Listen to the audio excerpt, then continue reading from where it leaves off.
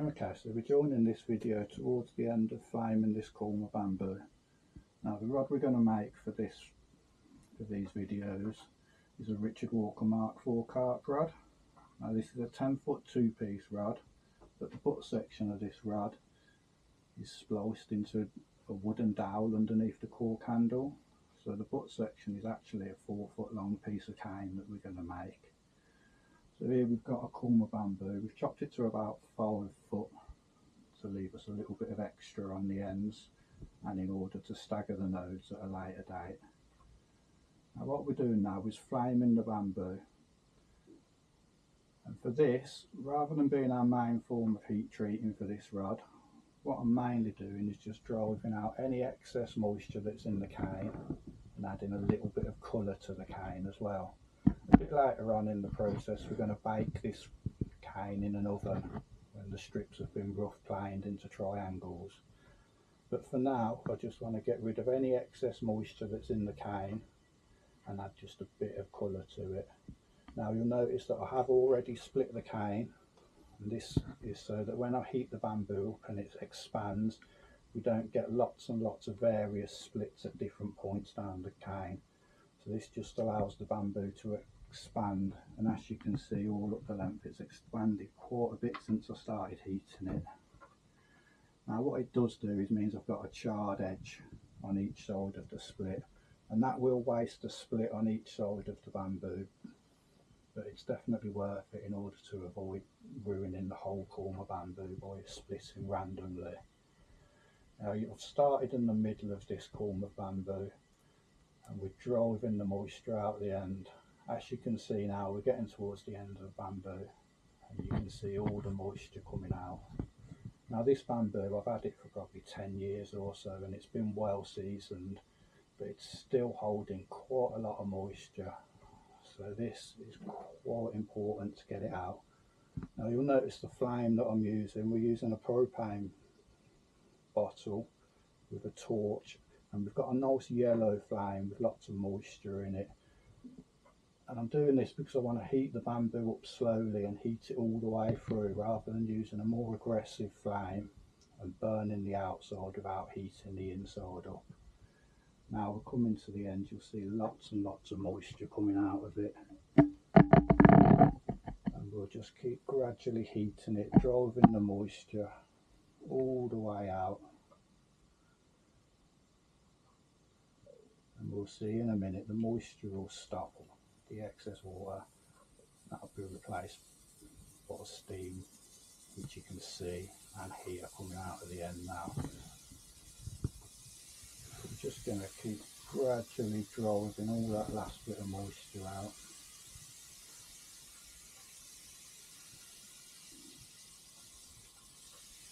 And again, this is why I leave a little bit on the length of the cane as well, so I can heat this end a little bit more aggressively, just to make sure I get all of that moisture out. Like I said, it will be heat treated again later, which will harden and temper the bamboo. But just for now, I want to get a good proportion of that moisture out before I start splitting and planing the bamboo. So as you can see now, most of the moisture's gone and we're just getting some steam out. So we'll just continue heating it for a little bit longer, get most of that steam out. Just drive it down from the middle of the bamboo right the way to the end. As you can see, got a little bit of steam coming out now, but most of the moisture's gone.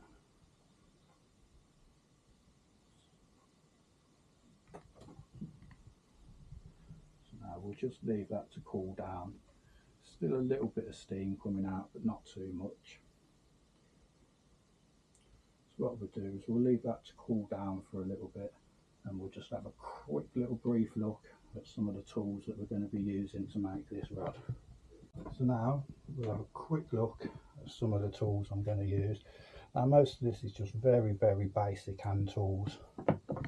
You'll see, we showed in the first video the bamboo.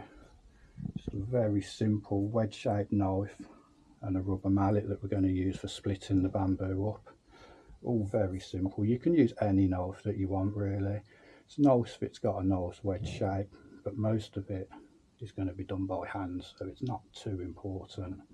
But we want a nice mallet and a knife for splitting the bamboo. The next thing is the planes that we're going to use to plane the bamboo. So what we've got here is we've got a nice old Stanley number 9.5 vintage block plane.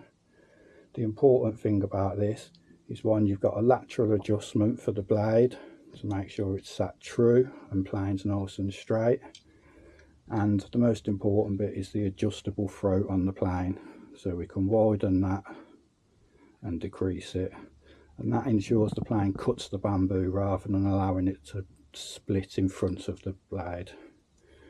One other thing with these old Stanley planes is I like to change the plane iron, and we've got a reproduction iron by Ray Oils. Now these are about twice as thick as your standard Stanley blade, and they're made of much harder steel, so they hold an edge much better, and you can get them much sharper. You notice the back of the iron's been flattened and the front's been planed with an initial angle and then a micro bevel. We'll sharpen this blade many times during the making of a rod, probably after every strip of bamboo that we plane. The other plane that I've got here, this is actually a Chinese copy of a Lee Nelson block plane. Now this one doesn't have the lateral adjustment, but by loosening this we can adjust the lateralness of the blade. We've got a fine tune for depth, and again the plane iron in these are nice and thick, hardened steel. So these two planes I will use for all of the planing of the bamboo, right from the rough planing all the way through to the final planing of the strips. The other thing we'll notice, we've got a heat gun. This will be used quite a lot in the first stages, and we use this to heat up the bamboo to straighten the strips out. We also use it to heat up the nodes of the bamboo, which will then be pressed in a vise to flatten them. Now probably the most specialised and important tool that we use are these that we call the planing forms. Essentially they're just two strips of steel with a 60-degree groove ground down the middle. Now these are fully adjustable. You'll notice we've got bolts on either side. If we tighten this bolt up, it will form the bar, push the bars apart. If we tighten this bolt up, it will push the bars together. This is how we get the taper on the final rod. So these can be adjusted every 5 inches all the way down the length of the rod, and then by using all different tapers we can make whatever rod we choose to make. You'll notice I've got two sets of planing forms here. One I use for coarse rods. You'll notice the groove down this one is quite deep. This provides good support for the strips of the thicker coarse rods as I'm planing them. This one is predominantly used for making fly rods. You'll see the groove down it is much narrower for the thinner strips of the fly rods. Now to set these planing forms, we're going to use a depth gauge on a dial indicator. This has a 60-degree point on it which fits perfectly in the groove of the planing forms. Now by reading the measurements on here, we can adjust the planing forms for the desired taper of our rods. When these are set to the final taper of the rod, the strip is placed in the groove and then planed with a plane until it's flush to the top of the planing form. With this we can be accurate to, well, within around about 1/1000th of an inch with a little bit of practice. Now to set the dial gauge, you'll notice it's got a 60-degree point. What we could do is pull it on the planing form and set it and zero it. What happens after a certain amount of time with that method is you'll knock the point off the end and they won't get a true reading. So what we've got here is what we call a setting block. That's got a 60 groove milled in it with a void at the bottom for the point to sit into. Now this is a determined depth, so what we do is we can place the dial indicator in there and set it to the determined depth. Now this one needs to read 2.43 millimeters on mine, so we're a little bit over now, so we can just adjust that and we now bang on 2.3 millimeters, and that means that the indicator is set accurately, so when we place it in the groove of the planing forms we'll get a true reading of the depth. These few hand tools are basically all we need to make a bamboo rod. There are a few other little bits and pieces that I'll use later on, like a binding machine to bind the strips together. We've got a heat treating oven that we'll use to bake the strips. But for the actual building of the blank, these few hand tools are all that we need.